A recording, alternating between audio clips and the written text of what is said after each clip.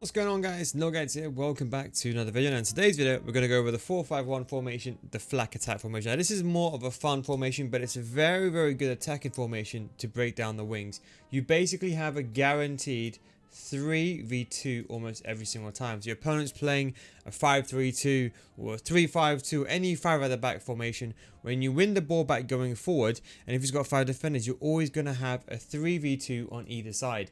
And this is extremely good if you want to break down players down the wing.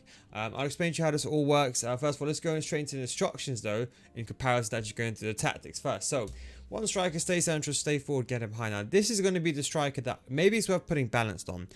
Because he's going to be very much isolated by himself. Because you're going to have all these 3 players on the side, and he's going to be the only guy in the middle. So do bear that in mind. So we put him on stay central, stay forward, so he's never going outside on the wing. Then we have both the left attacking cam and the right attacking cam. Now these guys are going to act as inverted wingers. I suppose you can say more of wide wingers. Think about these like wide cams. You know in the 4-2-3-1 you have those wide cams. Think about these cams to be those wide cams. So they're going to be very much around the wing areas. We've got them on stay forward, get into the box for a cross. And this way what this creates is a system that when you're attacking, you at least got 3 players on stay forward. So for the counter attack, you are ready. For the right mid, what we've gone with is there's 2 options. You can put them on stay forward, or you can put them on comeback and defense. The benefit of comeback and defense is that they actually come back to defend. That way you defend like a 4-3-3 system. So the 4-3-3 system is really good. So you have this guy on comeback and defense, this guy on which is defending, and that guy. You'll be defending in a 4-3-3, and you'll have the other 3 players on stay forward. If you put them on stay forward, then it's a bit more complicated. But what happens is that when you win the ball back, these players will shoot forward. And we have them on cut inside, get in behind, and we have them on balance and support for crosses because we don't want them always to go inside the box. Sometimes we want them to be on the wide areas because we already have the inside lamb and a ram on get into the box for a cross.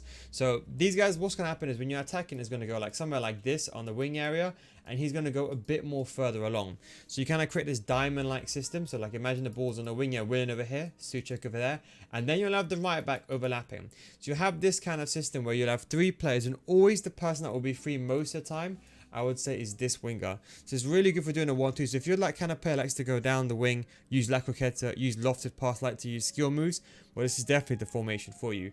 With cut inside, get in behind, and that just means that when we win the ball going forward, they're just going to get forward as fast as they can, and they're going to cut inside to the box. And then for our left back and right back, with them on join the attack and overlap. So that is how it all goes forward. So when you're defending, you're defending a 4-3-3, and then when you win the ball back, what happens is that he's on stay forward, so is he. They go wider, they join.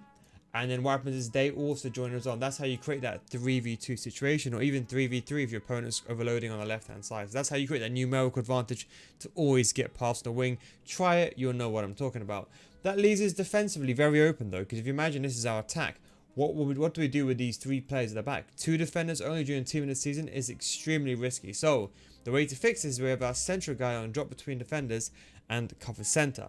So that means when you're defending, you have the ball. Let's say for example you defend in a let's say your opponent's got the ball, you defend in a 4-3-3. When you win the ball, go back, these guys go forward, they go towards the wing areas, they join along, and so there's these guys, and that leaves you your midfield 3 like this. Fred drops in between the defenders, so you end up having 3 defenders at the back. So we drop between defenders, you're going to have 3 defenders at the back, so you're going to have that security. So even if your opponent's got 3 players on stay forward, because don't forget, if people are using a 5-3-2, they can only have mainly 2 strikers on stay forward. Maybe in, for example, the 5-2-3 or the 5-4-1, they could have 3 players on stay forward. So at least this way, you got a 3v3 situation at the back.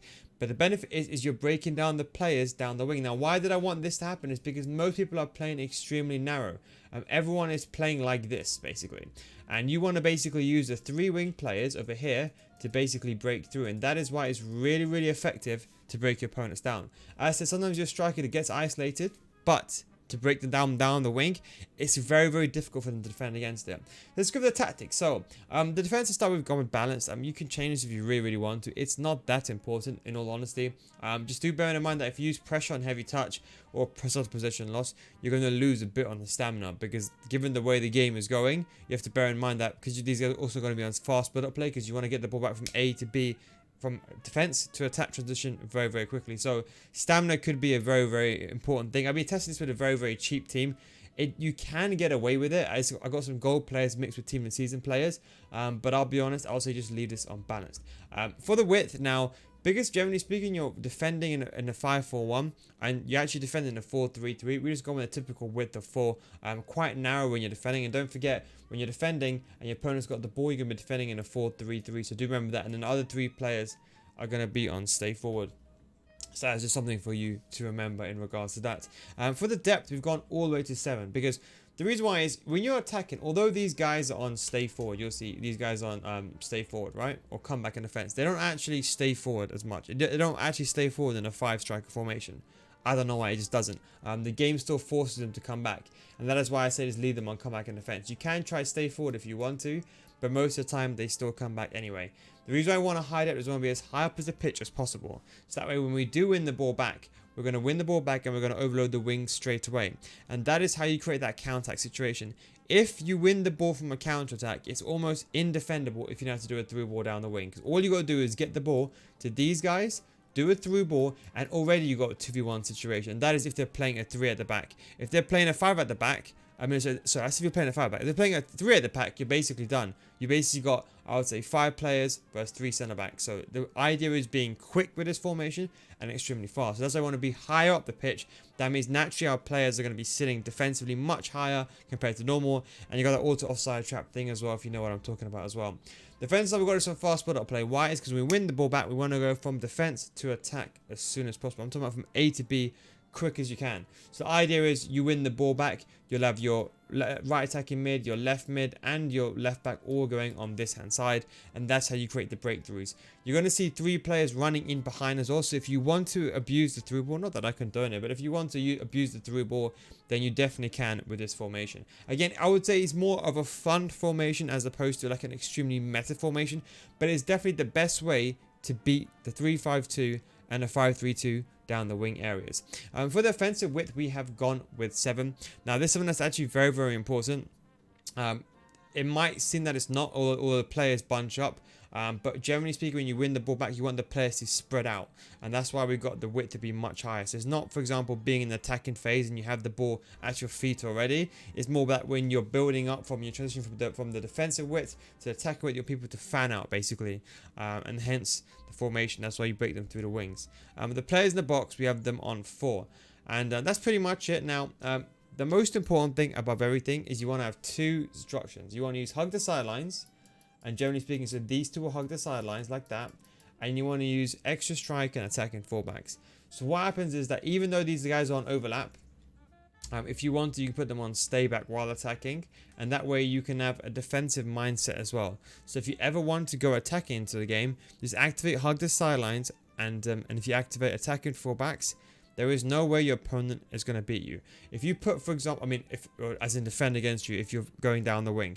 If you put, for example, extra strike on, sometimes a cam might drop in depending on his work rate. So that is also another option. But the benefit of this is when you're going forward, because you have that 3-line players like that, it's very much impossible for your opponent to defend against, especially manually. So if you just do even if he's playing, like, let's say he's playing a 4-4-2, at the very most you're going to have these 3 players against him. He's going to have to offload his CDM and bring him back to help. That's the only way you can do it. So that's the only way to defend against. So you're basically guaranteeing a 3v2 or a 3v1 if you're playing, for example, a 5-3-2 almost every single time. As long as you can use a lofted through passes or the 1-2s, you should be very much fine. Anyway, guys, hope you enjoyed this video. Thank you very much for watching. Don't forget, if you do like this video, don't forget to subscribe. And also, don't forget, my Patreon series is still active, and we're going over FIFA 21 and 22 mechanics that are coming up, and how to improve your game for all FIFAs as usual. Links down below in the description. Thanks for watching, boys. Take it easy, and I'll catch you next time. Peace out.